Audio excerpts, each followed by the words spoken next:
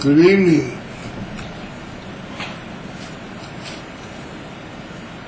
Wow. It's been 3 weeks since I shaved my head. Oh, it feels so much better. You know, I learned a lesson not to use old blades. I cut the shit out of the back of my head. It took me 3 weeks to get all that scab off, for it to come off. Yeah, I feel better now.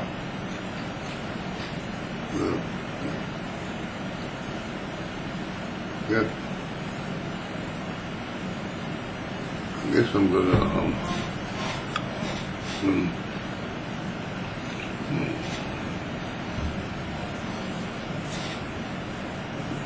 put on Coast to Coast and the rest of Mark Levin tonight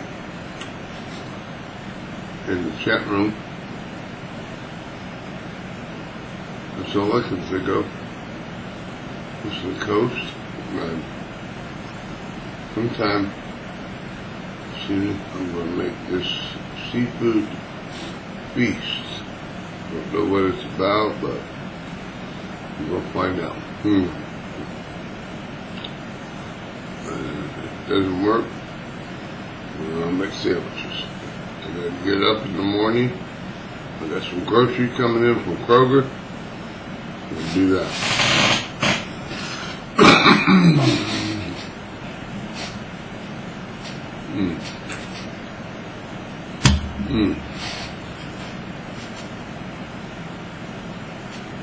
I got some really good news. My caseworker, finally, out of months and months and months and months, contacted me at CMHA. I think she was told by her boss. I explained to her, I left messages every day that I had a stroke, but you can't reach anybody over there.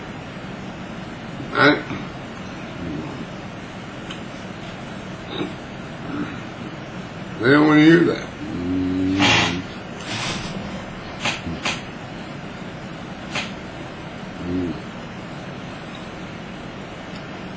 But the head of the VA, the Veterans Administration in Ohio, called the head of Columbus Metropolitan Housing Association, and they had a meeting of the minds and the head of HUD-VAC.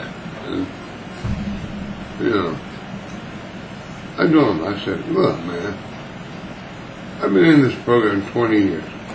If I physically could have did it, don't you think I would have? And even then, I said, it's not even about that. I got that done. The recertification package. I sent one in. I took one in.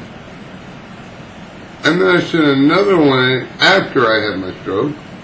And then Casper, my HUD-VAC coordinator, I signed up on, I checked that little mark where somebody could do it for me when I could not get out of bed. He took it over there. And they said they don't have one. How can that be? Crazy.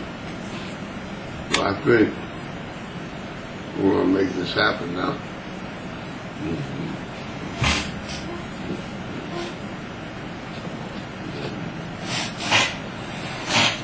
You know, I love my VA. They love me. And they take care of me. You know, the old people might not be there, but they know. And they love me. And they make sure that when they call, it means something.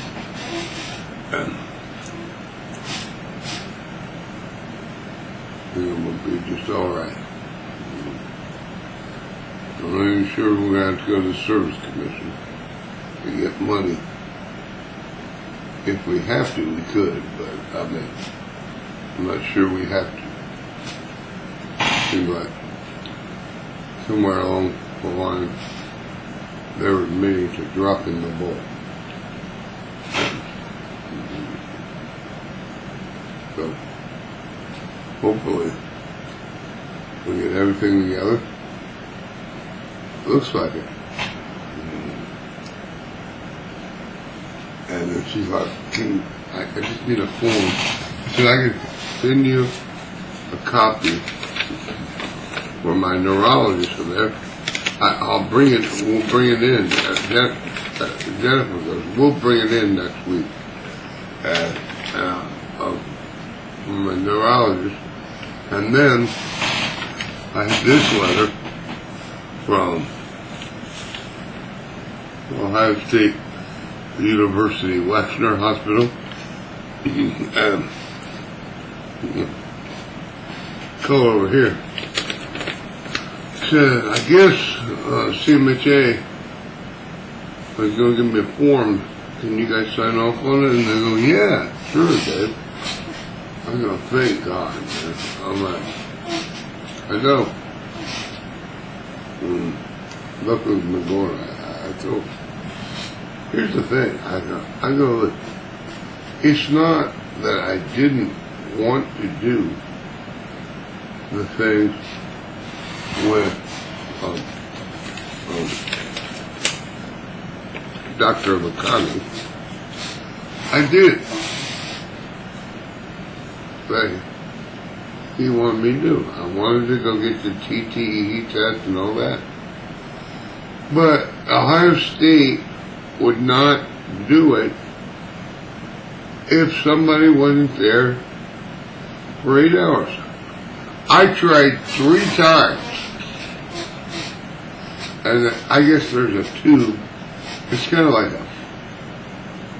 it goes down your throat, through your esophagus, behind your heart. They want to see if I got blood clots in me.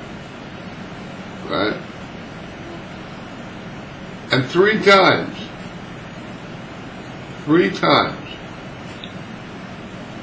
the anesthesiologist said, no, we're not doing it. I'm like, why?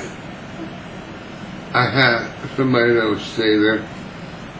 First of all, they wouldn't do it with the medical. They said they wouldn't let my friend do it. And then they said, so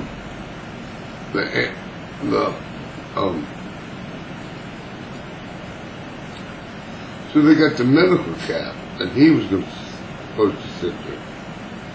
And then they asked him, will you sit here for 8 hours? He said, absolutely not. It's an hour and a half procedure, and I'm going to take him home. I'll lose money. So that got blown up. And then Dale, my friend, he was willing to do it for the same amount of time. And they said, no, we're not going to do that. And then the third one, the cab company just refused to do it. The next cab company, because I'm like, they act like everybody has family and friends, you know. I had a friend, but I lost a friend because of this situation, right?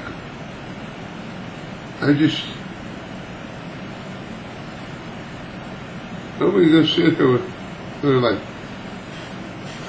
where's your wife? What wife? I do not have a wife. You don't have any friends?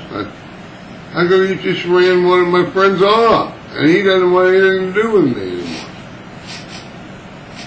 What are you talking about? People have things to do in life. It's ridiculous, man. So.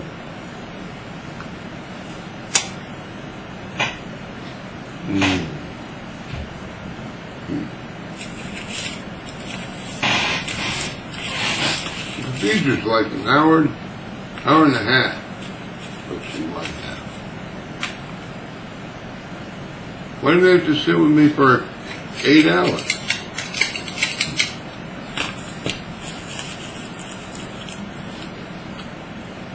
Ridiculous.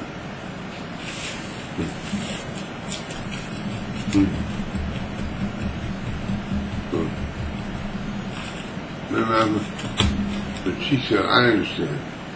She said, yes, but we'll fill that form out.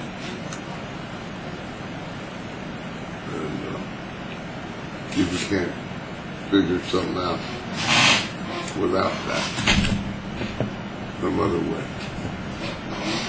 Either Cindy's or another hospital or something. Or something. It's ridiculous, man.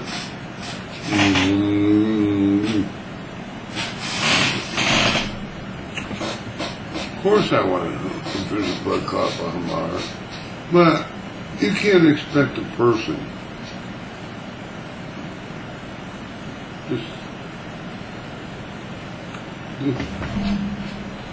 to spend 8 hours with somebody they barely know. Unless, like, Dale was my friend, but he's like, I got things to do, man. I can't blame him. And then he's like, Dave, I'm done with you. And now, we can't even go shopping together or do anything. So basically, I lost my only friend in Columbus, Ohio.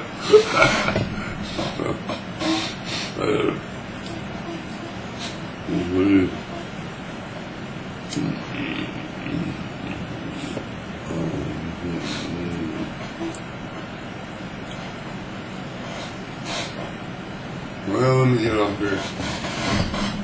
Go listen to the rest of Mark LeBen and Coast and put this seafood stuff on. I'll tell you about this tomorrow morning. Everybody have a good night. You drive on. I love you. But you don't have to worry about me. My housing is safe. My boxes, and made sure. Have a good night.